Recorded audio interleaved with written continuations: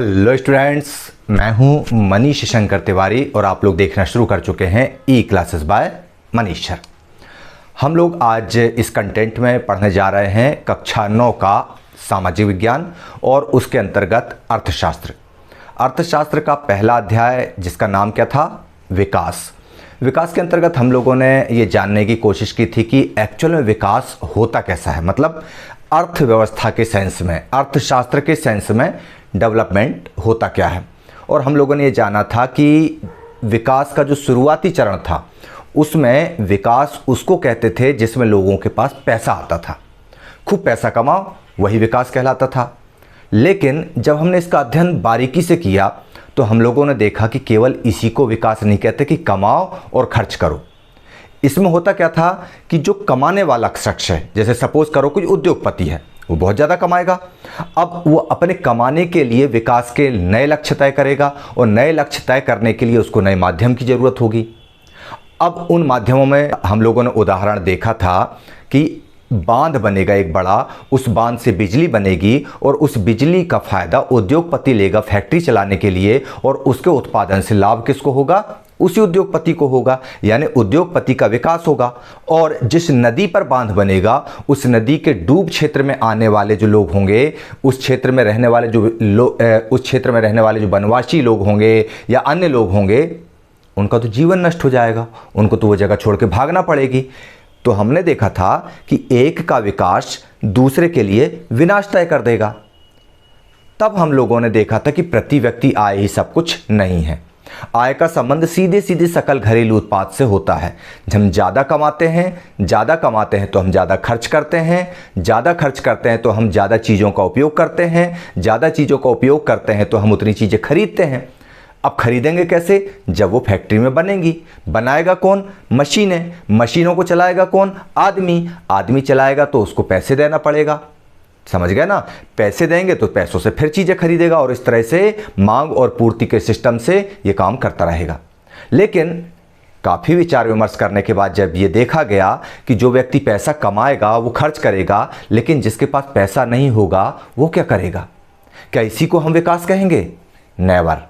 फिर विकास में शिक्षा और स्वास्थ्य को भी जोड़ा गया और अलग अलग तरह के सूचकांक बनाए गए और फिर तय किया गया मानव विकास सूचकांक।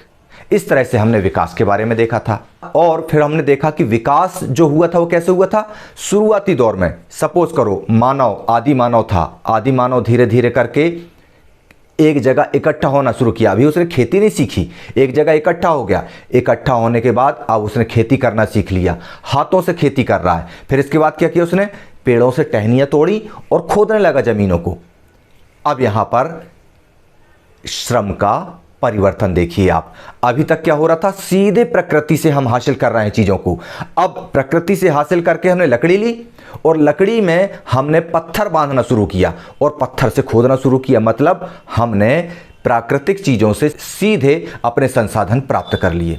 समय धीरे धीरे बदलता गया। जब समय बदलता गया तो जैसे हम पत्थरों से खेती किए, फिर हमने कुदालों से खेती की। अब कुदाल लोहे की बनी होती है। लोहा हमको कहाँ से मिलेगा, धरती से मिलेगा, प्राकृतिक संसाधन है। उसको लेके हम लोहे को, जो लोह का अयस्क मिलेगा उससे लोहे की कुदाल कैसे बनाएंगे, उसको डेफिनेटली विनिर्माण की प्रक्रिया से बनाएंगे, यानी आग में तपाएंगे, ठोकेंगे, पीटेंगे, तब जाके वो बनेगी। मतलब अभी तक हमको कोई भी उत्पाद जो मिल रहा था, जो हमको प्रोडक्ट मिल रहा था, वो कहाँ से मिल रहा था, जमीन से मिल रहा था। अब कहाँ से मिल रहा है, विनिर्माण से मिल रहा है। अब विनिर्माण से मिलने के लिए ये जो पूरी प्रक्रिया है उसको बनाने के लिए भी तो बुद्धि चाहिए ना। मतलब कुछ विशेषज्ञ लोग चाहिए जो ये बता सकें कि कैसे खोदें आप ज़मीन को, उसमें से कैसे अयस्क निकालें और फिर कैसे उसको परिष्कृत करके और उसका उत्पाद बनाएं। ऐसे लोग उत्पादन तो नहीं करते लेकिन उत्पादन में भूमिका निभाते हैं। तो इस तरह से अर्थव्यवस्था चल पड़ी। आज हम इस अध्याय में भारतीय अर्थव्यवस्था को इन्हीं माध्यमों से समझेंगे कि किस तरह से कृषि क्षेत्रक, औद्योगिक क्षेत्रक और इन दोनों को सपोर्ट करने वाला एक और क्षेत्र है जिसको हम सेवा क्षेत्र कहते हैं। मतलब अर्थव्यवस्था के क्षेत्रकों की जानकारी हासिल करेंगे। उसके पहले हमको देखना पड़ेगा कि किस तरह से पूरी दुनिया में लोग कुछ ना कुछ हमको करते हुए दिखाई दे रहे हैं। जैसा कि आपको पीछे स्क्रीन पर दिख रहा है कि यहाँ पर कुछ ना कुछ लोग कुछ ना कुछ काम करते हुए दिखाई दे रहे हैं। तो इस तरह से आप लोगों ने इस स्क्रीन पर बहुत अच्छे से इसको देखा और समझा। पूरी स्क्रीन पर हर व्यक्ति कुछ ना कुछ करता हुआ दिखाई दे रहा है। अब इसको अपने को बड़े गौर से देखना है और ये देखना है कि इसमें कितने लोग ऐसे हैं जिनके कामों से पैसे की कमाई होगी और कितने लोग ऐसे हैं जिनके कामों से कोई पैसा कमाई नहीं की जाएगी। मतलब फ्री फंड का काम किया जा रहा है। उपयोगी हो सकता है लेकिन उससे आर्थिक रूप से कोई लाभ नहीं हो सकता है। चलिए अपन उसको देखते हैं और समझते हैं। ये देखिए, यहाँ पर जैसा कि मैंने अभी आपको बताया कि प्रत्येक व्यक्ति किसी ना किसी काम में आपको लगा हुआ दिखाई दे रहा है, लेकिन सारे व्यक्ति पैसे को कमाने के लिए काम नहीं कर रहे हैं। मतलब इन पूरी क्रियाकलापों को, ये जो स्क्रीन पर दिखाई दे रहा है, सारी चीज़ों को हम क्या कर सकते हैं, इस व्यवस्था को, इन कामों को दो भागों में डिवाइड कर सकते हैं। दो कौन कौन से? एक वे क्रियाकलाप जो आर्थिक क्रियाकलाप हैं और एक वे क्रियाकलाप जो गैर आर्थिक क्रियाकलाप हैं। चलिए देखते हैं। ये देखिए, इस तरह से ये जो आपको स्क्रीन पर हिलती हुई आकृतियां दिखाई दे रही हैं, ये क्या है? गैर आर्थिक क्रियाकलाप हैं ये। मतलब वे क्रियाकलाप जिनको करने से केवल आत्मसंतुष्टि पैदा होती है, इसको करने से किसी व्यक्ति को रुपए या पैसे की प्राप्ति नहीं होती है, उनको गैर आर्थिक क्रियाकलाप कहते हैं। जैसे माँ के द्वारा खाना बनाना, ये देखिए आप, माँ के द्वारा खाना बनाया जा रहा है। जैसे बड़े भाई बहन के द्वारा छोटे भाई बहन को खिलाना। जैसे पिता के द्वारा अपने बच्चे को लाड़ करना। जैसे बच्चों के खेलना या स्वयं के लिए योग अभ्यास आदि करना। इससे किसी तरह का कोई पैसा तो नहीं कमाया जा रहा है। अब अपन दूसरी तरफ ये हिलती डुलती आकृतियाँ देखते हैं। यहाँ पर देखिए, वे क्रियाकलाप आर्थिक क्रियाकलाप कहलाते हैं जिनको करने के बाद लोगों को धन की प्राप्ति होती है, अर्थात रुपया पैसा कमाने के उद्देश्य से कार्य किया जाता है। जैसे यहाँ पर ये माताराम को देखिए, ये बुजुर्ग महिला खेती कर रही हैं। यहाँ पर हम इस व्यक्ति को देखिए, ये ईंटें बनाने का काम कर रहा है। ये कुली देखिए, ये सामान ढोने का काम कर रहा है। यहाँ पर देखिए फैक्ट्रियाँ हैं, यहाँ उत्पादन हो रहा है। यहाँ पर देखिए, यह एक ऑफिस गर्ल है जो कि अपने काम में लगी हुई है। मतलब ये जो हिलती डुलती आकृति दिखाई दे रही हैं आपको, ये सारी आकृतियाँ आपको ये बता रही हैं कि इनसे किसी ना किसी तरह से पैसे कमाए जा रहे हैं। मतलब अब आपको बहुत अच्छे से समझ में आ गया होगा कि जितने भी कार्य होते हैं, जो व्यक्ति दुनिया में हम चारों तरफ देखते हैं, हर कोई किसी न किसी काम में लगा हुआ दिखाई देता है और वे काम दो भागों में बटे होते हैं। एक पैसे के लिए किए जाने वाले कार्य और एक आत्मसंतुष्टि के लिए किए जाने वाले कार्य। तो पैसे वाले कार्यों को आर्थिक क्रियाकलाप और जो क्रियाकलाप बिना पैसे की इच्छा के किया जाए वह गैर आर्थिक क्रियाकलाप कहलाता है। चलिए अब आगे बढ़ते हैं अपन इसमें। तो इस तरह से आज हम यहाँ पर भारतीय अर्थव्यवस्था के क्षेत्रक देखेंगे। कक्षा 10 का यह अध्याय है दूसरा अर्थशास्त्र के अंतर्गत और इसका यह पहला भाग आप देख रहे हैं। तो यहाँ पर हम तीन चीज़ों का अध्ययन करेंगे आज। आर्थिक कार्यों के क्षेत्रक, तीन क्षेत्रकों की तुलना और सकल घरेलू उत्पाद। तो चलिए हम शुरू करते हैं। अर्थव्यवस्था के घटकों या क्षेत्रकों का वर्गीकरण। तो इस प्रकार हम लोग आज शुरू करने जा रहे हैं अर्थशास्त्र कक्षा 9 का अध्याय 2, जिसका नाम है भारतीय अर्थव्यवस्था के क्षेत्रक। तो जैसा कि स्टूडेंट्स आप लोग जानते हैं कि जैसे आप अपनी कक्षा में अलग अलग चीज़ों को वर्गीकृत करते हैं। आप लोग विज्ञान पढ़ते हैं, विज्ञान में आप पौधों को अलग वर्गीकृत करते हैं पादप वर्ग में, जंतुओं को अलग वर्गीकृत करते हैं जीव वर्ग में। तो इस तरह से किसी भी चीज़ को छांटने के लिए अध्ययन की दृष्टि से उनको अलग अलग किया जाता है। आप लोग परीक्षाओं में देखते होंगे, आपने अभी आप एग्ज़ाम देते हैं, एग्ज़ाम में आप देखते हैं कि अलग अलग ग्रेड के बच्चे होते हैं। किसी को A+ ग्रेड मिलता है, किसी को A मिलता है, किसी को B मिलता है, किसी को C, कोई D वाला होता है। E1 और E2 भी होने लगे हैं आजकल। मतलब अलग अलग ग्रेड के विद्यार्थी अपन वर्गीकृत करते हैं। किस लिए? ताकि हम ये देख सकें कि क्लास में कितने बच्चों को अभी और ज़्यादा मेहनत करने की आवश्यकता है। ठीक उसी तरह से अर्थव्यवस्था को भी हम अलग अलग क्षेत्रकों में बांटते हैं। जैसा कि आपको यहाँ स्क्रीन पर दिखाई दे रहा है, अर्थव्यवस्था के क्षेत्रकों को 3 प्रकार से बांटा जाता है। पहला आर्थिक क्रियाकलाप के आधार पर, दूसरा रोजगार की स्थिति के आधार पर और तीसरा जो आधार होता है वह होता है उद्यमों के स्वामित्व का आधार। उद्यम मतलब वह जगह जहां पर लोग काम करते हैं, फैक्ट्री है या स्कूल है इत्यादि जगह जहां पर लोग काम करते हैं, उस पर मालिकाना हक किसका है, उसके आधार पर हम इसको वर्गीकृत करते हैं। सबसे पहले हम देखेंगे इसमें आर्थिक क्रियाकलापों के आधार पर वर्गीकरण। सबसे पहले हम देखेंगे आर्थिक क्रियाकलापों के आधार पर वर्गीकरण, क्षेत्रकों का वर्गीकरण। तो इस आधार पर 3 तरह के वर्गीकरण होते हैं, प्राथमिक क्षेत्रक, द्वितीयक क्षेत्रक और तृतीयक क्षेत्रक। जबकि जब हम वर्गीकरण का आधार रोजगार की स्थिति को देखते हैं तब वर्गीकरण 2 प्रकार का होता है, एक संगठित क्षेत्रक और एक असंगठित क्षेत्रक, जैसा कि आपको स्क्रीन पर दिखाई दे रहा है। इसके बाद जो तीसरा आधार होता है क्षेत्रकों के वर्गीकरण का, वह आधार होता है स्वामित्व का, उद्यमों के स्वामित्व का आधार। वह भी 2 प्रकार का होता है, या तो निजी स्वामित्व वाला उद्यम होगा या सार्वजनिक स्वामित्व वाला उद्यम होगा। तो चलिए अब हम सबसे पहले प्रकार का वर्गीकरण देखते हैं, जो कि आर्थिक क्रियाकलापों के आधार पर होता है और उसको 3 भागों में बांटा गया है, प्राथमिक क्षेत्रक, द्वितीयक क्षेत्रक और तृतीयक क्षेत्रक के आधार पर। चलिए इसको हम विस्तार से जानने और समझने की कोशिश करते हैं।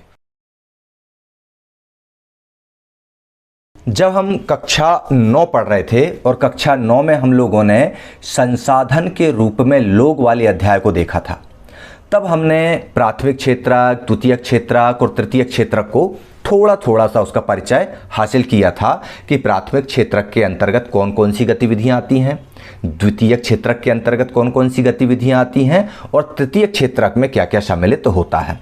आज हम यहाँ पर कक्षा 10 में भारतीय अर्थव्यवस्था के अन्य क्षेत्रकों का भी अध्ययन करेंगे। तो चलिए सबसे पहले हम आर्थिक आधार पर देखेंगे, जो कि इस कंटेंट में आपको दिखाई देगा। फिर हम रोजगार के आधार पर क्षेत्रकों का संगठन देखेंगे और इसके बाद स्वामित्व के आधार पर क्षेत्रकों का वर्गीकरण देखेंगे। सबसे पहले हम देखेंगे आर्थिक आधार पर क्रियाकलापों का वर्गीकरण, जो कि होगा प्राथमिक क्षेत्रक, द्वितीयक क्षेत्रक और तृतीयक क्षेत्रक। जैसा कि यहाँ पर आप लोग देख रहे हैं प्राथमिक क्षेत्रक के बारे में, तो प्राथमिक क्षेत्रक में आपको एक किसान हल चलाता हुआ दिखाई दे रहा है, जिससे आप क्या समझ रहे हैं, आपको डेफिनेटली यह समझ में आ जाना चाहिए कि प्राथमिक क्षेत्रक में यदि यह किसान हल चलाते हुए दिख रहा है, इसका मतलब इसका संबंध सीधे सीधे खेतीबाड़ी से है। द्वितीयक क्षेत्रक में आपको क्या दिखाई दे रहा है, द्वितीयक क्षेत्रक में आपको एक यंत्र दिखाई दे रहा है, एक मशीन दिखाई दे रही है जिसमें पिघली हुई धातु है, जो कि सामने एक यहाँ पर कटोरा बना हुआ है, ये कटोरा इसमें गिर रही है। और तीसरे क्षेत्रक में आपको दिखाई दे रहा है लिखा हुआ सर्विस, अर्थात व्यक्ति कोई उत्पादन तो नहीं कर रहे हैं लेकिन किसी ना किसी काम में वो लगे हुए हैं। तो इसको अपन और आगे बढ़ाकर देखते हैं।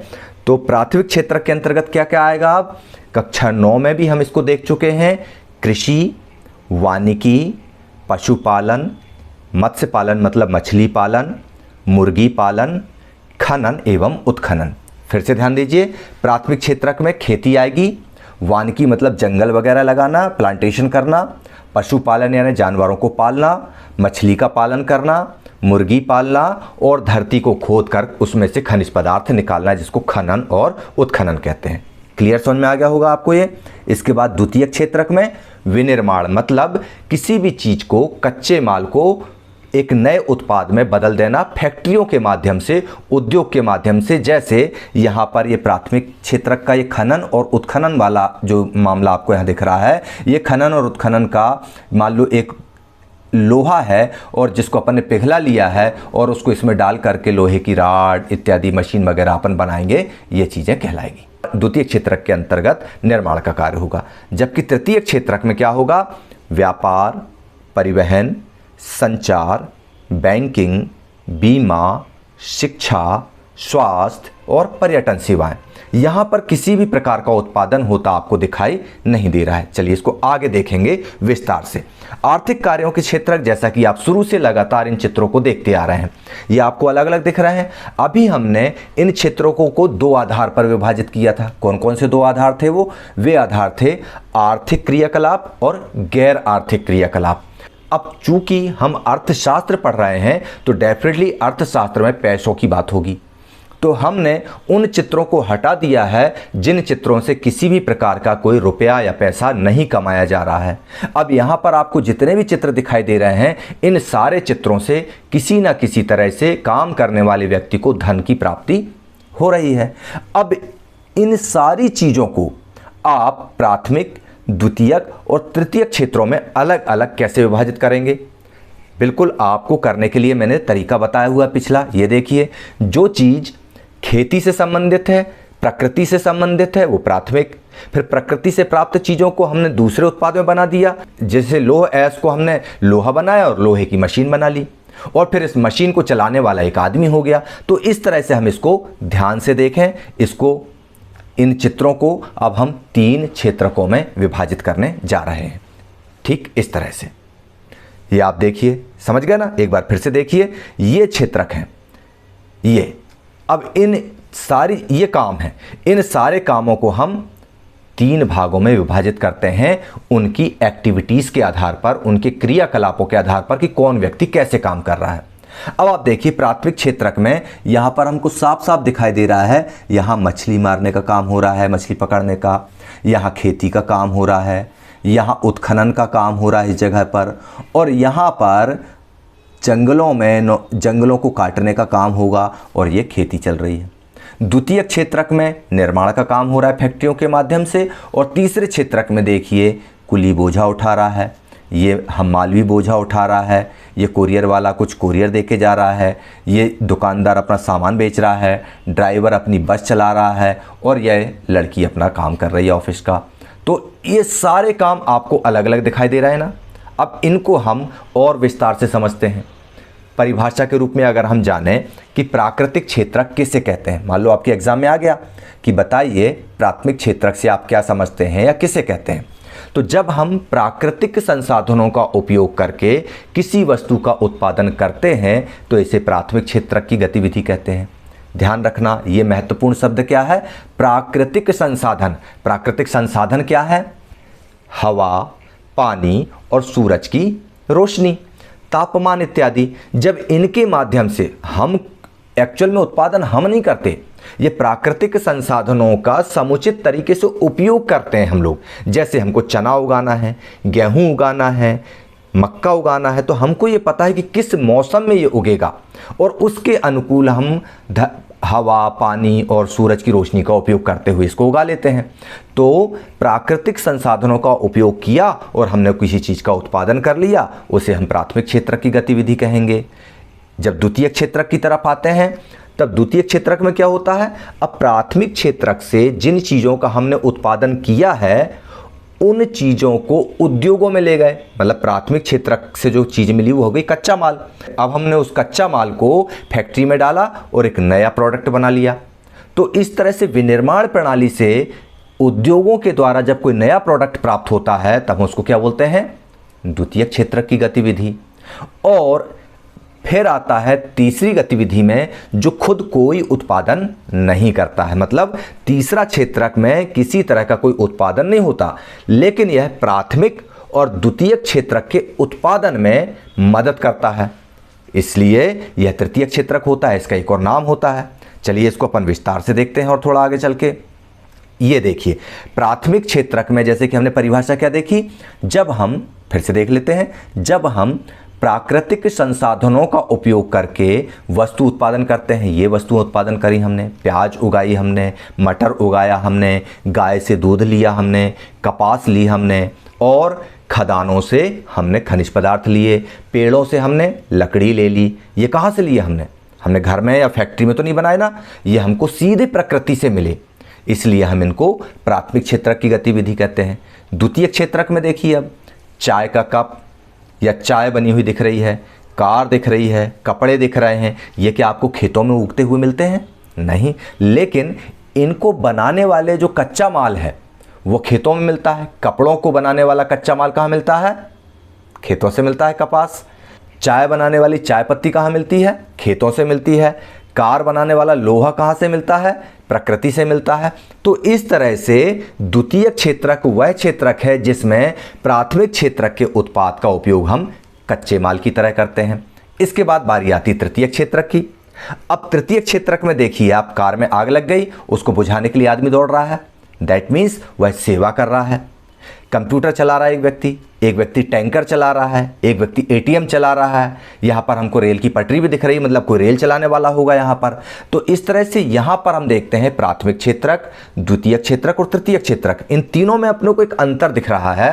प्राथमिक क्षेत्रक में भी उत्पादन हो रहा है, द्वितीयक क्षेत्रक में भी उत्पादन हो रहा है, लेकिन तृतीयक क्षेत्रक में कोई उत्पादन नहीं हो रहा, लेकिन उत्पादन में हमको सहायता प्राप्त हो रही है। और यही वजह है कि प्राथमिक क्षेत्रक को हम कृषि एवं सहायक क्षेत्रक कहते हैं, क्योंकि इसमें अधिकतर प्रोडक्ट हमको खेती वाले मिलते हैं।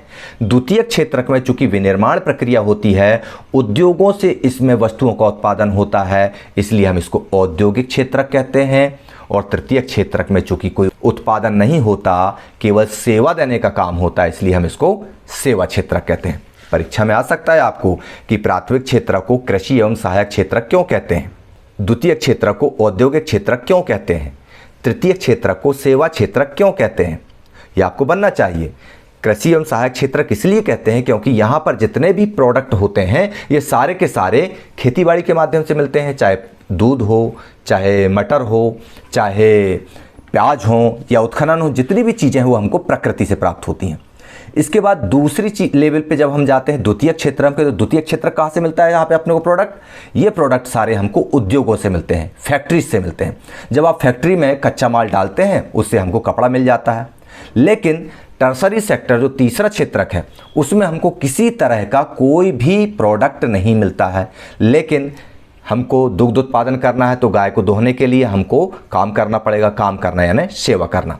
फसल काटना है तो फसल काटना मतलब सेवा करना। फैक्ट्री में मशीन चलाना है, मशीन चलाना अपने आप तो चलेगी नहीं मशीन, मतलब सेवा करना। तो ये जो तीसरे क्षेत्र के लोग हैं या तीसरे क्षेत्र की गतिविधियां हैं, वो प्राथमिक और द्वितीयक को हेल्प करती हैं। इसके बाद हम आगे बढ़ते हैं कि इन क्षेत्रकों में एक दूसरे पर निर्भरता कैसे होती है।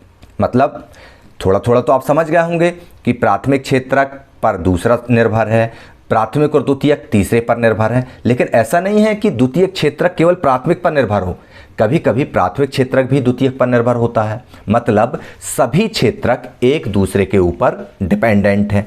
अब कैसे डिपेंडेंट है इसको अपन चलिए समझते हैं। देखिए प्राथमिक क्षेत्रक, यहाँ पर आपको दिख रहा है कपास, खेतों में उगाया जाता है कपास। अब इस कपास को हमने भेजा फैक्ट्री में, और फैक्ट्री में जाने के बाद ये कपास किस में तब्दील हो गया? कपड़े में। बढ़िया सूट बूट पहन के आप जाएं, और इस सूट को यदि फैक्ट्री में ही बनाकर रख दिया जाए तो ये आम जनता के पास, ग्राहकों के पास तो पहुंचेगा नहीं। अब ग्राहकों के पास इसको पहुंचाने के लिए, दुकानों तक इसको पहुंचाने के लिए चाहिए हमको ट्रक वाला या उसको ढोने वाला। तो ये ट्रकों के माध्यम से जाएगा और पहुंच जाएगा ये दुकानों पर। समझ में आया ना? अब कैसे सारे क्षेत्रक एक दूसरे पर निर्भर हैं। प्राथमिक क्षेत्रक का कपास ना मिले तो द्वितीयक क्षेत्रक में निर्माण नहीं होगा, और द्वितीयक क्षेत्रक के निर्माण को यदि वो ट्रक वाला या दुकानदार बेचे ना तो उत्पादन कैसे करेगा। तो इस तरह से तीनों क्षेत्रक एक दूसरे पर निर्भर हुए नहीं हुए। एक और उदाहरण देखते हैं। कपास की जगह हमने गन्ना लिया, गन्ने को आपने उगाया और इसको फैक्ट्री के माध्यम से आपने भेज दिया कहाँ? आगे, और इससे बन गया चीनी, शक्कर बन गया, और शक्कर को हम ढोकर ले गए और सीधे कॉफ़ी हाउस में पहुँचा दिया। अब अपन वहाँ जाके कॉफ़ी पी सकते हैं। तो इस तरह से प्राथमिक क्षेत्रक, द्वितीयक क्षेत्रक और तृतीयक क्षेत्रक तीनों एक दूसरे पर निर्भर होते हैं। इस निर्भरता को अपन और डीपली इस तरह से समझ सकते हैं। ये निर्भरता की एक तालिका है, टेबल दी हुई है। सपोज करो यहाँ पर अपन देखते हैं कि मान लो, कल्पना कर लो कि यदि किसान किसी शक्कर मिल को गन्ना बेचने से मना कर दे तो क्या होगा? क्या मिल बंद हो जाएगी? डेफिनेटली मिल बंद हो जाएगी। मतलब इसका यह है कि यदि किसान ने शुगर मिल को गन्ना नहीं बेचा तो शुगर मिल बंद हो जाएगी। मतलब शुगर मिल मतलब द्वितीयक क्षेत्रक का उदाहरण, और किसान मतलब प्राथमिक क्षेत्रक का उदाहरण। अब प्राथमिक क्षेत्रक ने द्वितीयक क्षेत्रक को अपना माल बेचने से मना कर दिया तो यह उदाहरण क्या कहलाया? द्वितीयक क्षेत्रक प्राथमिक क्षेत्रक पर निर्भर है। अब इसका उल्टा देखते हैं चलिए। यदि कोई कंपनी है जो भारत के बाजार से कपास खरीदती थी, अब लेकिन उसने ये निर्णय ले लिया कि अब वह कपास भारत से न खरीद के किसी दूसरे देश से खरीदेगी, तो कपास की खेती करने वाले भारत के किसानों का क्या होगा? डेफिनेटली तब क्या होगा? तब भारत में कपास की खेती लाभकारी नहीं होगी और किसानों को शीघ्रता से दूसरे फसलों की ओर इतनी जल्दी बुझा नहीं पाएंगे। ऐसी स्थिति में वे किसान कर्ज के बोझ तले दबेंगे और दिवालिया हो जाएंगे और भारत में कपास की कीमतें गिर जाएंगी। मतलब यहाँ पर यह समझ में आता है कि प्राथमिक क्षेत्रक द्वितीयक क्षेत्रक पर निर्भर है कि प्राथमिक क्षेत्रक किसी चीज़ का उत्पादन क्यों कर रहा है, ताकि वह द्वितीयक क्षेत्रक को बेच सके, और द्वितीयक क्षेत्रक ने लेने से मना कर दिया तो मामला गड़बड़ हो जाएगा। अब चलिए यहाँ पर अगला उदाहरण देखते हैं। एक किसान है, ट्रैक्टर, पंप सेट, बिजली, कीटनाशक, उर्वरक, ऐसी तमाम वस्तुएं खरीदते हैं किसान। अब कल्पना आप करो कि यदि खाद की कीमत, पंप सेट की कीमत बढ़ जाए तो क्या होगा, सोचिए। बिल्कुल सही जवाब, यदि ये होता है तो खेती की लागत बढ़ जाएगी, किसानों को जो लाभ मिल रहा था वो लाभ कम हो जाएगा। देखिए, ट्रैक्टर है, पंप सेट है, बिजली है, कीटनाशक है, उर्वरक खाद है, ये कहाँ बनती हैं? फैक्ट्रीज में बनती हैं, उद्योगों में बनती हैं, और उद्योगों ने इनको महंगा कर दिया। मतलब इन्होंने इस चीज़ को महंगा किया तो खेती की लागत बढ़ गई, किसानों का लाभ कम हुआ। दैट मीन्स प्राथमिक क्षेत्रक द्वितीयक क्षेत्रक पर निर्भर है। ये चीज़ समझ में आया ना हमको। अब अपन सेवा क्षेत्र वाला उदाहरण देखते हैं। एक औद्योगिक और सेवा क्षेत्रों में काम करने वाले लोगों को भोजन की आवश्यकता होती है, हमको पता है। चाहे औद्योगिक मतलब फैक्ट्री में काम करने वाले हों या कंप्यूटर सेंटर पे या ऑफिस में काम करने वाले हों, उनको खाना चाहिए। अब यदि ट्रांसपोर्टरों ने इसके लिए हड़ताल कर दी, ट्रांसपोर्टर कौन से क्षेत्रक में आएगा? तृतीय क्षेत्रक में आएगा। और उन्होंने प्राथमिक क्षेत्रक की जो उत्पाद हैं, सब्जियां, दूध इत्यादि, उनको ले जाने से इनकार कर दिया। अब क्या होगा? इससे होगा क्या कि शहरी क्षेत्रों में भोजन की कमी हो जाएगी और किसानों को अपने उत्पादन को बेचने में असुविधा होगी, वे असफल हो जाएंगे। मतलब द्वितीयक क्षेत्र जो है प्राथमिक पर भी निर्भर है और तृतीयक पर भी निर्भर है। प्राथमिक पर कैसे? कि उनको सब्जी भोजन नहीं मिल रहा, इसलिए उनके साथ दिक्कत हो रही है, उनको भोजन नहीं मिल पाएगा तो मतलब भूखे रहने की स्थिति आएगी। तृतीय क्षेत्र पर निर्भरता मतलब ट्रांसपोर्टर तृतीय क्षेत्र का है, उनको हड़ताल करने से उद्योगों के जो लोग काम कर रहे हैं उनको भोजन नहीं मिल पा रहा है। तो इस तरह से हमने देखा कि सारे क्षेत्रक एक दूसरे पर निर्भर होते हैं। ठीक है ना। अब इसके अंतर्गत आपके पाठ में एक तालिका दी गई है, कुछ प्रश्न उत्तर दिए गए हैं। इसके बाद में आओ विचार करने वाले कि विभिन्न क्षेत्रकों पर निर्भरता वाली सारणी को भरें। तो ये तो आपके सामने भर दिया। अब कुछ उदाहरण दिए हैं जैसे दर्जी, पुजारी, कुम्हार, टोकरी, बुनकर, कोरियर पहुंचाने वाला, इनको आपको अलग अलग क्षेत्रकों में डिवाइड करना है। यदि आपको इनके उत्तर देखना है तो आपको davidyalay.com पर जाना चाहिए। वहाँ पर अगर आप जाते हैं तो आपको इनके उत्तर मिल जाएंगे। चलिए अब हम तीनों क्षेत्रकों की तुलना करते हैं। हमने एक दूसरे पर निर्भरता देख ली, अब तुलना करते हैं। तुलना मतलब ये देखते हैं कि किस क्षेत्रक का पलड़ा भारी है। हम लोगों ने बहुत अच्छे से इस चीज़ को समझ लिया कि प्राथमिक क्षेत्रक क्या है, द्वितीयक क्षेत्रक क्या है और तृतीयक क्षेत्रक क्या है, और इन तीनों में आपसी निर्भरता कैसी है, मतलब परस्पर एक दूसरे पर निर्भर कैसे हैं। अब हमको आगे टॉपिक में ये देखना है कि प्राथमिक क्षेत्रक, द्वितीयक क्षेत्रक और तृतीयक क्षेत्रक, इन तीनों क्षेत्रकों में किसका पलड़ा भारी है। पलड़ा इन द सेंस किस क्षेत्रक से ज़्यादा पैसे कमाए जाते हैं, किस क्षेत्रक में ज़्यादा रोजगार उत्पन्न होता है। इन तमाम चीज़ों को हम चलिए देखते हैं और समझते हैं। तीनों क्षेत्रकों की जब हम तुलना करते हैं, प्राथमिक क्षेत्रक, द्वितीयक क्षेत्रक और तृतीयक क्षेत्रक, और इनमें विविध प्रकार के उत्पादन कार्य भी होते हैं। और उत्पादन जब होता है तो उत्पादन में क्या होता है, वस्तु का उत्पादन तो होता ही है, साथ में सेवाओं का भी उत्पादन होता है। अब ये कैसे होता है, चलिए इसको देखते हैं। जैसे खेत में ये एक माँ है, बुजुर्ग महिला है या एक मजदूर है, जिसके हाथ में आपको ये क्या दिखाई दे रहा है, ये आपको कटे हुई फसल दिखाई दे रही है, यानी यह एक वस्तु का उत्पादन हुआ। ये कहाँ से हुआ, ये वस्तु का उत्पादन प्राथमिक क्षेत्रक से हुआ। और इस वस्तु के उत्पादन के साथ ही सेवा का उत्पादन हो जाता है। कैसे? यदि इस वस्तु को काट के उपयोग में नहीं लाया जाएगा तो यह कोई काम की नहीं। तो काटना मतलब सेवा करना, यानी सेवा का उत्पादन हो गया। मतलब प्राथमिक क्षेत्रक में वस्तु का उत्पादन हुआ और उस वस्तु को अपने योग्य बनाने के लिए सेवा करना, यानी उसको काटना, उसको तैयार करना, ये तमाम चीज़ें अपन करेंगे तो ये सेवा का उत्पादन होगा। अब इस वस्तु को अपन थोड़ा आगे बढ़ाते हैं और आगे बढ़ा के इस वस्तु को अपन ने भेज दिया फैक्ट्री में। अब यहाँ पर यह व्यक्ति कहाँ जा रहा है? आटा चक्की पर। मान लो अपन ने गेहूं तैयार किया और इसको आटा चक्की पर भेजा।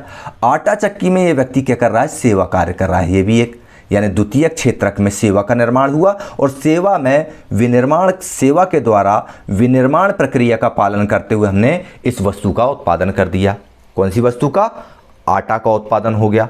तो इस तरह से आप इसको बहुत अच्छे से देख लीजिए कि प्राथमिक क्षेत्रक से गेहूं का उत्पादन किया तो यह वस्तु का उत्पादन हुआ, गेहूं को काटने का काम किया तो यह सेवा का उत्पादन हुआ, फिर कटे हुए गेहूं को हम चक्की पर ले गए, चक्की चलाने वाला चक्की चला रहा है यानी सेवा का उत्पादन हुआ और चक्की में गेहूं डाले, आटा बन के निकला, विनिर्माण की प्रक्रिया से गुजरा, यह नई वस्तु बन गई, गेहूं की जगह आटा आ गया हमारे पास, यानी फिर से वस्तु का उत्पादन हो गया।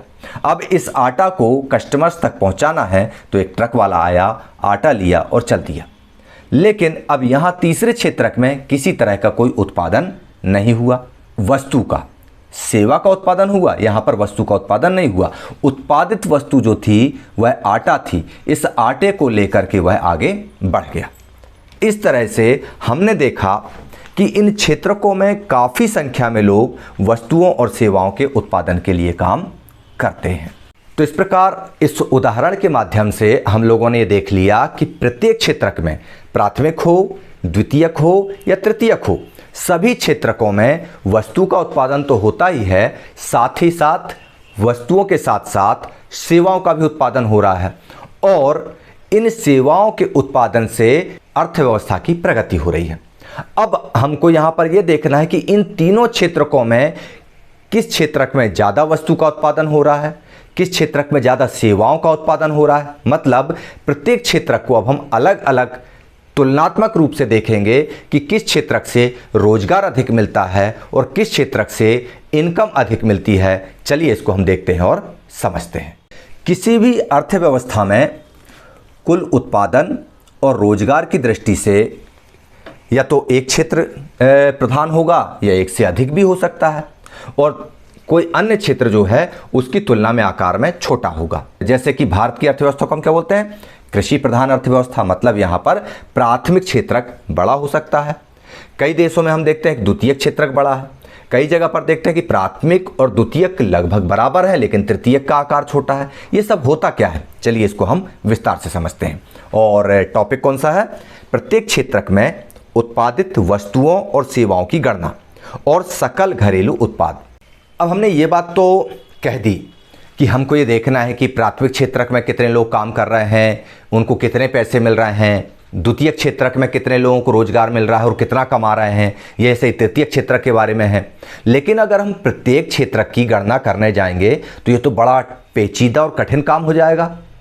होगा ना कि प्राथमिक क्षेत्रक में कितना कमाया, कितना उगाया, कितना खर्च किया। इन सारी चीज़ों को अर्थशास्त्रियों ने बड़ा सुगम और सरल कर दिया है। चलिए जैसे जैसे ये कंटेंट आगे बढ़ेगा आपको समझ में आता जाएगा कि किस तरह से उत्पादन की गई वस्तुओं और सेवाओं की गणना की जाती है। चलिए हम देखते हैं वस्तुओं और सेवाओं की गणना कैसे की जाती है और इसके साथ साथ सकल घरेलू उत्पाद को भी हम समझने का प्रयास करेंगे। चलिए, जैसा कि मैंने बताया कि आपको सारी वस्तुओं और सेवाओं की गणना करना है तो डेफिनेटली आप लोग सोचते होंगे कि हजारों, लाखों, करोड़ों की संख्या में जो वस्तुएं उत्पादन की जा रही हैं, जो सेवा उत्पादित हो रही है, इसकी गणना करना बहुत असंभव कार्य है और कितना बड़ा काम है।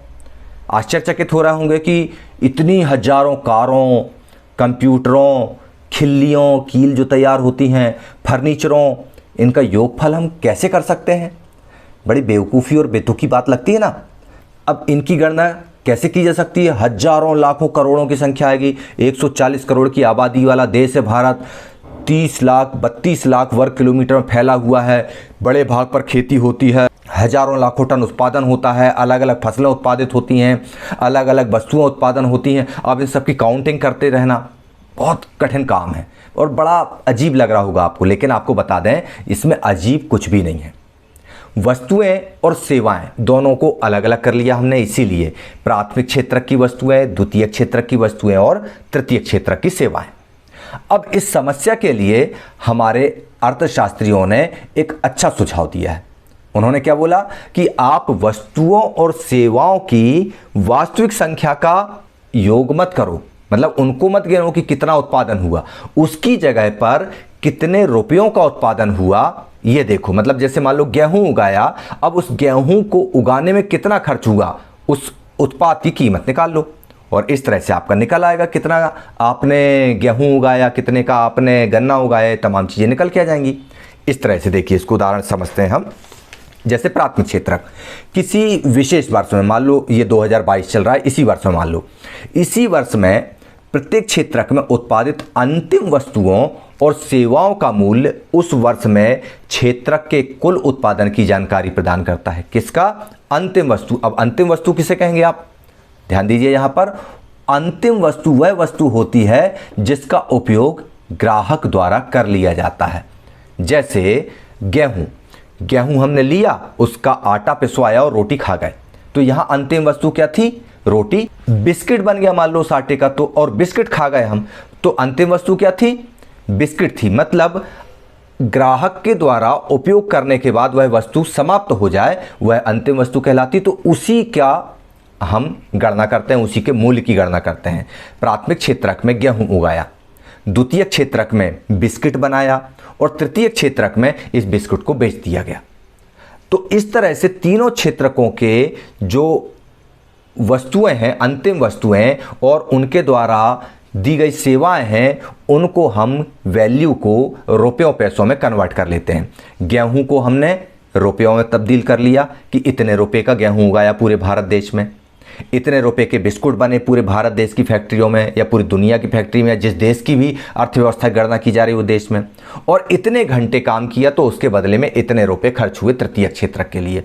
इस तरह से प्राथमिक क्षेत्रक में जितना भी सामान प्रोडक्ट हमने तैयार किया, गेहूं, चावल, मक्का, खनिज पदार्थ, मछली, मुर्गी या वानिकी, ये तमाम चीज़ों को हमने किस में कन्वर्ट कर लिया? रुपयों में कन्वर्ट कर लिया। ठीक इसी तरह से हमने द्वितीय क्षेत्रक में कितने बिस्किट बने, कितने ब्रेड बने, जो भी प्रोडक्ट बना, हजारों करोड़ों लाखों सारी फैक्ट्रीज से हमने उनकी डेटा शीट बुलाई और उससे उनका काउंटिंग कर लिया कि कितने रुपए का उत्पादन उन्होंने किया। फिर तृतीय क्षेत्रक में हमने देखा कि कितने लोगों ने कितने घंटे काम किया और एक निर्धारित मजदूरी दर के हिसाब से हमने उनको रुपयों में कन्वर्ट कर लिया। अब प्राथमिक प्लस द्वितीयक प्लस तृतीयक तीनों क्षेत्रकों के इस कीमत को जोड़ लेंगे हम। प्राथमिक क्षेत्रक में कुल कितने रुपए का उत्पादन हुआ, द्वितीय क्षेत्रक में कुल कितने रुपए का उत्पादन हुआ और तृतीय क्षेत्रक में कुल कितने रुपए का उत्पादन हुआ। जब इन तीनों को जोड़ देते हैं तो यह कहलाता है सकल घरेलू उत्पाद। समझ में आया? इसको कहते हैं सकल घरेलू उत्पाद। इसको और देखिए अच्छे से। जैसे उदाहरण के लिए आप लोगों ने या किसी किसान ने 10,000 किलोग्राम गेहूं का उत्पादन किया, 10,000 किलोग्राम गेहूं उगाया और उसको 8 रुपये प्रति किलो की दर से बेचा, तो कुल कितने रुपए का बेचा? 80,000 रुपये का। ठीक है। अब गेहूं को हम ये नहीं गिन रहे हैं कि 10,000 किलो गेहूं उगाया, हम क्या गिन रहे हैं? 80,000 रुपये का गेहूं उगाया। ठीक इसी तरह नारियल को देखते हैं। नारियल के 5,000 पीस हैं जिनको 10 रुपये के भाव से बेचा, कितना आ गया? 50,000 आ गया। अब हम 5,000 पीस नारियल नहीं बोल रहे हैं, हम नारियल की गणना कायम कर रहे हैं कि पूरे भारत देश में 50,000 रुपये के नारियल उगाए गए। तो इस तरह से तीनों क्षेत्रकों के, इन दोनों का गणना कर लेंगे, गेहूं की और नारियल की, ऐसी तमाम प्राथमिक क्षेत्रकों की चीज़ों की गणना कर लेंगे और वो हो जाएगा उसका योगफल। इस तरह से तीनों क्षेत्रकों के वस्तुओं और सेवाओं के मूल्यों की गणना कर ली और फिर उनका हमने योगफल कर लिया। बस योगफल करते समय हमको क्या ध्यान देना है? एक सावधानी रखना है कि गणना का दोहराव ना हो। गणना का दोहराव ना हो मतलब उत्पादित की गई और बेची गई प्रत्येक वस्तु की गणना नहीं करना है, हमको केवल अंतिम वस्तु की गणना करना है। जैसे यहां पर आप समझिए, किसान है, एक किसान ने गेहूं उगाया और इस गेहूं को उसने किसी कस्टमर को बेच दिया। उस कस्टमर ने इस गेहूं को पिसाया और खा गया। यहां अंतिम उत्पाद क्या है? यहां अंतिम उत्पाद है गेहूं। लेकिन अब दूसरी कंडीशन आती है, उसमें किसान ने गेहूं को किसी कस्टमर को नहीं बेचा, उसने किसी फैक्ट्री मालिक को बेच दिया। अब उस फैक्ट्री मालिक ने बिस्किट बना लिए। अब यहां अंतिम उत्पाद क्या है? बिस्किट मालिक तो खुद नहीं खाएगा, वो बेचेगा ग्राहक को। दैट मीन्स यहां पर अंतिम उत्पाद क्या है? बिस्किट है।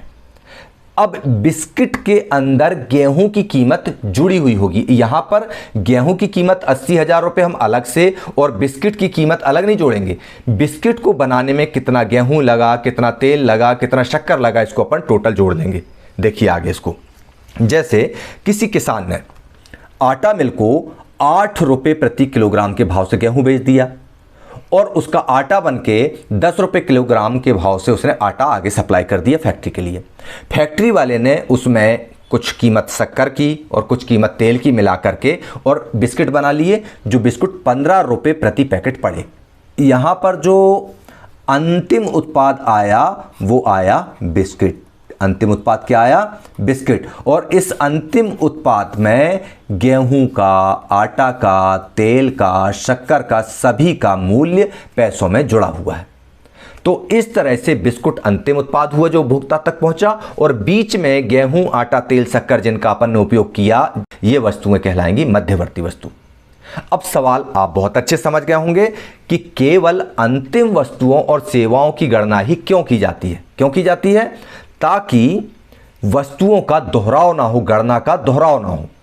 समझ गए ना? जैसे यहां पर अपन ने ये बिस्किट बनाए, अब बिस्किट की कीमत में ही गेहूं की कीमत, आटा की कीमत, तेल की कीमत, शक्कर की कीमत जुड़ी हुई है। अब यदि हम ना जोड़ें, गेहूं की कीमत अलग जोड़ें, शक्कर की अलग, आटा तेल की अलग, और फिर बिस्किट को बनाने में जो सेवा खर्च हुई उसकी कीमत अलग जोड़ेंगे, तो वस्तु की कीमत बहुत महंगी हो जाएगी। तो ऐसी स्थिति में अंतिम वस्तु तो बिस्किट कहलाती है, लेकिन गेहूं, आटा, तेल, शक्कर जो हैं ये मध्यवर्ती वस्तु कहलाती हैं। इस प्रकार हम ये कह सकते हैं कि किसी भी वस्तु की गणना करने के लिए, किसी भी सेवा की गणना करने के लिए हमको अंतिम उत्पाद का ही चयन करना पड़ता है। समझ में आ गई ना? मतलब मध्यवर्ती वस्तुएं अंतिम वस्तुओं और सेवाओं के निर्माण में इस्तेमाल की जाती हैं। अंतिम वस्तुओं के मूल्य में मध्यवर्ती वस्तुओं का मूल्य पहले से शामिल होता है। इसको सामान्य भाषा में समझ लें तो बिस्किट की कीमत में तमाम चीज़ों की लागत शामिल होती है। इस तरह से बिस्किट तैयार हो जाता है अंतिम वस्तु के रूप में। तो इस प्रकार आप बहुत अच्छे से समझ गए होंगे कि अंतिम उत्पाद क्या था? बिस्किट था, और उस बिस्किट की कीमत में, उस बिस्किट की लागत में गेहूं, आटा, शक्कर, तेल, इनकी कीमत शामिल है। अंतिम उत्पाद गेहूं, अंतिम उत्पाद बिस्किट हो गया, और उसमें मध्यवर्ती वस्तुएं ये हो गई। इस तरह से अंतिम वस्तु की गणना करने से लाभ ये होता है कि हम वस्तुओं की गणना के दोहराव से बच जाते हैं और किसी भी वस्तु को बार बार नहीं गिनना पड़ता है। चलिए अब हम देखते हैं सकल घरेलू उत्पाद। ये शब्द जो है सकल घरेलू उत्पाद, मतलब GDP, G for gross, D for domestic, P for product. Gross यानी सकल, डोमेस्टिक यानी घरेलू, प्रोडक्ट यानी उत्पाद। सकल घरेलू उत्पाद, अब इसको हम पढ़ेंगे। मतलब सकल घरेलू उत्पाद का संबंध सीधे सीधे इनकम से है, आय से है, कि किस क्षेत्रक में कितना उत्पादन किसी विशेष वर्ष में हुआ। प्राथमिक क्षेत्रक का पूर्ण उत्पादन, धन द्वितीय क्षेत्रक का, धन तृतीय क्षेत्रक का, इन तीनों को पैसों में काउंट किया और इसको जोड़ दिया। यह कहलाया किसी देश का सकल घरेलू उत्पाद। चलिए अपन देखते हैं और समझते हैं। किसी विशेष वर्ष में, अपन इसी वर्ष को विशेष मान लेते हैं, सन 2022 को, प्राथमिक क्षेत्रक का सकल घरेलू उत्पाद कैसे निकालना है ये आपको समझ में आ गया। प्राथमिक क्षेत्रक में गेहूं उगाया, मान लो एक सत्र में, चावल उगाया, खनिज पदार्थ निकाले, जंगल लगाए, मछली पैदा की, मधुमक्खी से शहद निकाला, तमाम कृषि प्राथमिक क्षेत्र के जितने भी उत्पाद हैं, सारे उत्पादकों को, सारे प्रोडक्ट्स को हमने रुपयों में कन्वर्ट कर लिया, उनकी वैल्यू, और उसका जोड़ निकाल लिया उस वर्ष का, वो कहलाएगा प्राथमिक क्षेत्र का घरेलू उत्पाद। फिर हमने इसी तरह द्वितीय क्षेत्रक का घरेलू उत्पाद निकाला और इसी तरह तृतीय क्षेत्रक का घरेलू उत्पाद निकाला, और इन तीनों को अपन ने जोड़ दिया, जिसके बाद क्या निकला? सकल घरेलू उत्पाद, अर्थात GDP। अब एग्जाम में आपसे पूछा जा सकता है व्हाट इज GDP? GDP किसे कहते हैं? GDP अंग्रेजी में ग्रॉस डोमेस्टिक प्रोडक्ट कहलाता है, जिसको हिंदी में सकल घरेलू उत्पाद कहते हैं। मतलब किसी विशेष वर्ष में प्रत्येक क्षेत्रक द्वारा उत्पादित अंतिम वस्तु और सेवाओं के मूल्य का योग सकल घरेलू उत्पाद कहलाता है। अब भारत में यह सकल घरेलू उत्पाद का मापन बड़ा कठिन काम है। कैसे नापेंगे भाई?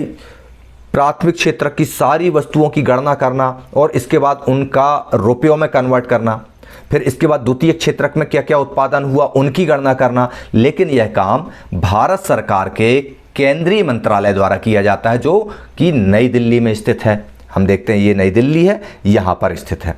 परीक्षा में पूछा जा सकता है सकल घरेलू उत्पाद का मापन कौन करता है? तो सकल घरेलू उत्पाद का मापन केंद्र सरकार के मंत्रालय द्वारा किया जाता है, जो कि दिल्ली में होता है। और यह दिल्ली की सरकार सभी राज्य सरकारों से इसमें सहायता प्राप्त करती है कि आपके राज्य में कितना उत्पादन हुआ, यूपी में कितना हुआ, एमपी में कितना हुआ, बिहार में कितना हुआ, तमिलनाडु में कितना हुआ। और इसके बाद फिर सारी सूचनाओं को इकट्ठा करके डेटाबेस तैयार करके जीडीपी या भारत की सकल घरेलू उत्पाद का अनुमान लगाया जाता है। इस तरह से भारत का जीडीपी निकल आता है। तो इस प्रकार आप लोग बहुत अच्छे से समझ गए होंगे कि सकल घरेलू उत्पाद कैसे निकाला जाता है। मतलब यदि हमारे घर को हम एक देश मान लें और हमारे घर का एक मेंबर खेती में लगा हुआ है, दूसरा मेंबर फैक्ट्री में लगा हुआ है और तीसरा मेंबर दोनों को मदद कर रहा है, तो तीनों के द्वारा कुल कितने रुपए का काम किया गया, इसको अपन जोड़ लेंगे, यही कहलाएगा सकल घरेलू उत्पाद। परीक्षा में ऐसा मत लिखाना, परीक्षा में लिखना पड़ेगा प्राथमिक क्षेत्र का उत्पादन धन द्वितीयक का उत्पादन धन तृतीयक का उत्पादन, तीनों के उत्पादन का योगफल भारत देश या किसी भी देश का सकल घरेलू उत्पाद कहलाता है। तो इस प्रकार आप लोगों ने इसको बहुत अच्छे से देख लिया, समझ लिया। अगले चैप्टर में, अगले कंटेंट में जब हम जाएंगे तब क्या देखेंगे? तब हम देखेंगे कि क्षेत्रकों के विस्तार को, यानी उनके क्षेत्रकों के व्यवहार में परिवर्तन को, कि किस देश में कौन सा क्षेत्रक पहले प्राथमिकता रखता था, मतलब पहले इंपॉर्टेंस रखता था, फिर उसके बाद दूसरा इंपॉर्टेंस रखा, फिर उसके बाद तीसरा इंपॉर्टेंस रखा। वर्ल्ड वाइड देखेंगे हम कि पूरी दुनिया में क्षेत्रकों ने किस तरह से ऐतिहासिक परिवर्तन किया। क्या पहले प्राथमिक आया, फिर द्वितीयक आया, फिर तृतीयक आया, या पहले तृतीयक महत्वपूर्ण था और पूरे देश में ऐसा ट्रेंड चला होगा, तो क्या भारत में भी वही ट्रेंड चला जो पूरी दुनिया में चला? इन तमाम चीज़ों को हम देखेंगे अगले कंटेंट में। और आप लोग इसको समझना चाहते हैं तो आपको इस चैनल को आपको सब्सक्राइब करना होगा। उसके पहले आज जो कंटेंट आप देख रहे हैं, इस कंटेंट में यदि आपको किसी तरह का भी कोई भी डाउट रहता है तो आप कमेंट बॉक्स में लिखिए और मुझसे पूछिए। डेफिनेटली हम आपको जो संशय है, जो भी आपको कॉन्सेप्ट की प्रॉब्लम बन रही है, उसको दूर करने का भरसक प्रयास करेंगे और आप लोग सफल हों, यही हमारी इच्छा रहेगी। तो ठीक है, आप लोग देखते रहिए ई क्लासेस बाय मनीष सर और मुझे इजाज़त दीजिए। जय हिंद, जय भारत।